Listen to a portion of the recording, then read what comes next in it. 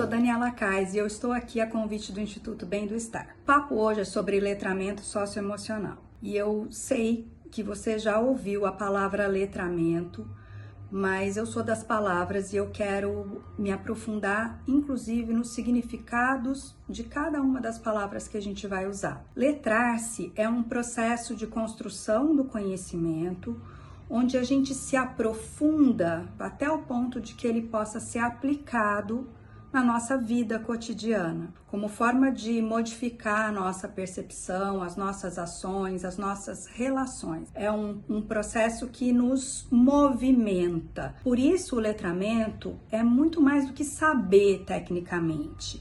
É o eixo que nos faz encontrar os significados e que nos permite desenvolver duas habilidades extremamente importantes para as nossas vidas, que é o pensamento crítico e a contextualização, a leitura de contextos. Então, quando o Instituto Bem do Estar traz essa proposta de letramento socioemocional, o desafio fica ainda maior, porque nesse campo socioemocional, o objeto de estudo somos nós em relação.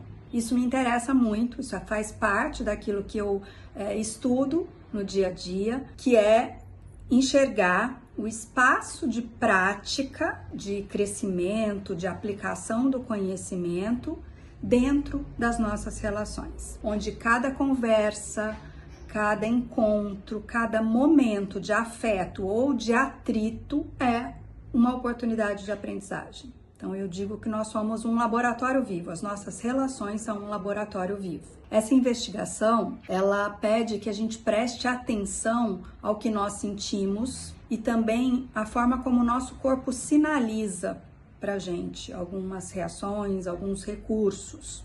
Indica que existe uma leitura intrínseca, uma escuta refinada que muitos de nós nunca treinou intencionalmente. Pensa comigo agora, na última conversa difícil que você teve.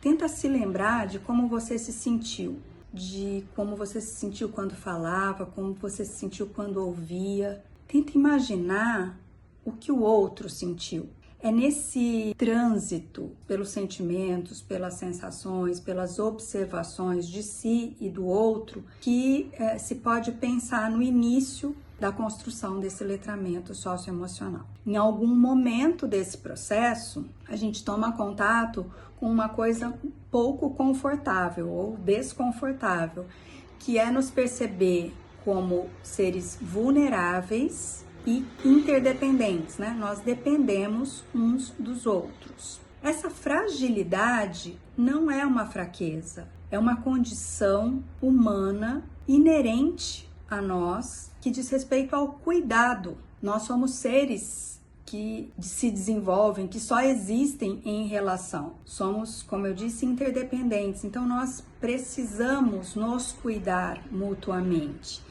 E é justamente na relação que nós temos condição de perceber ou de conhecer coisas sobre nós que nós não acessaríamos sozinhos. Pensa então na última vez, ou quando foi a última vez que você se deu conta que precisava de alguém. Não uma informação, um favor, não. Quando você precisou da presença, do acolhimento, da companhia de alguém. Reconhecer essa necessidade é o princípio da maturidade emocional. E é também o momento em que a gente começa a entender por que o cuidado importa. Por que a gente precisa falar mais sobre cuidado?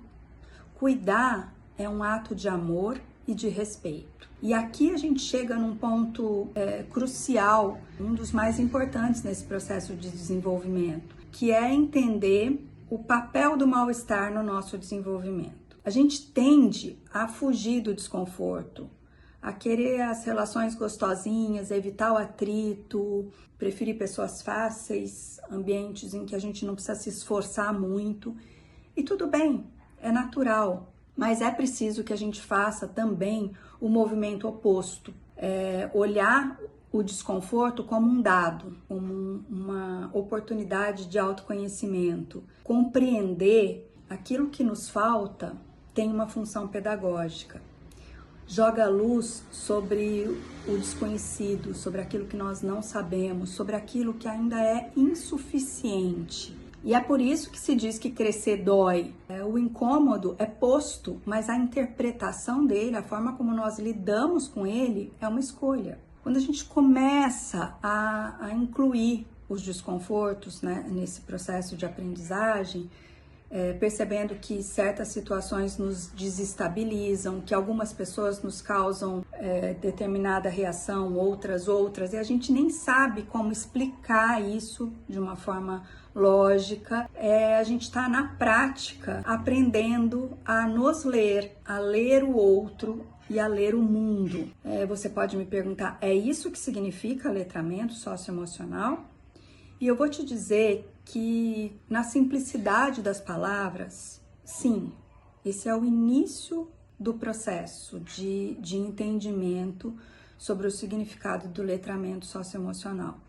Mas nós estamos falando de um processo que atravessa o tempo, que acontece ao longo da vida, ao longo de nós. Então é uma aprendizagem longa e contínua. Portanto, não é linear, não é permanente, não é previsível. É uma aprendizagem que é ávida da nossa atenção e da nossa disponibilidade em interagir, em observar, em escutar e principalmente em sentir. Eu sei que há muito mais a dizer sobre letramento socioemocional e nós estamos preparando outros vídeos, mas agora eu vou deixar vocês com 3 reflexões para que vocês pensem e reflitam ao longo da sua semana, do seu mês, enfim. O que você tem evitado sentir que poderia estar te ensinando algo? Que relação na sua vida está pedindo mais atenção do que você tem dado? E por último, onde você ainda está lendo na superfície, podendo aprofundar um pouco mais? No próximo vídeo, nós vamos falar sobre a semântica dos sentimentos. Até lá!